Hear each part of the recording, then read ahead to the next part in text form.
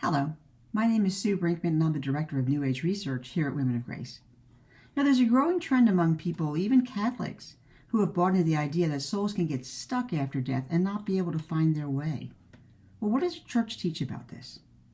According to Father Jose Francisco Sequia, he is the Director of Archdiocese of Manila's Office of Exorcism, there's no such thing as a wandering soul. In his book, Exorcist, Spiritual Battle Lines, Volume 2, he explains that if this was true, then Jesus and his church would absolutely have a ministry for these souls, since they are souls totally in need of compassion and mercy. So of course Jesus would provide for them. What could be worse than being stuck, wandering the earth on some form of unfinished business? However, there's never been such a ministry in the 2,000-year history of the church, only to praying for the poor souls in purgatory. Now, Father Sequia points out that when a soul leaves the material body, it is enlightened by God and sees things as they truly are, which allows the person to clearly see why they merited the destination that's assigned to them during the particular judgment.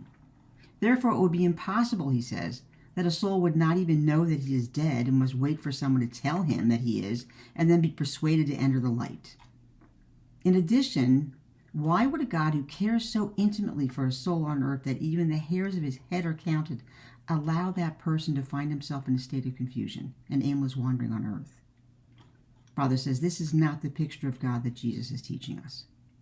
Last, Father Sequia quotes the writings of the great theologian Father Reginald Lagrange, who states that if a person were to die and be left by God to uncertainty about his final judgment, this would be contrary to the wisdom of God as well as to his mercy and his justice.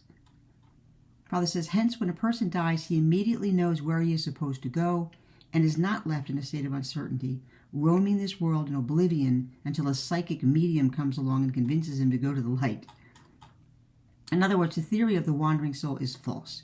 It is not a teaching of the Church. Those who believe in such a theory and practice the occult means to communicate with these restless souls are not only in the wrong, but they also place themselves in a dangerous situation, Father says. The occult teaching of wandering souls is therefore a trap set by evil spirits to get humans to communicate with them, which would then unknowingly invite them into their lives. Father Sequia has encountered many cases in his ministry of persons who were oppressed and even possessed because they unwittingly believed that they were making contact with souls of people long dead. As he points out, he says the evil spirits would very accurately mimic the life of a long dead person. They can easily do this since they have been on this earth since time immemorial, watching and tempting us. The practice of necromancy, which is contacting the dead, has been around since ancient times and continues to flourish in modern times under a myriad of seemingly innocent disguises, such as television shows about mediums who help people acquire closure after a death, or about ghostbusters who contact the ghosts who allegedly haunt houses. Regardless of how entertaining these stories may be, contacting the dead will always be dangerous and should be strictly avoided. For more information, go to womenofgrace.com.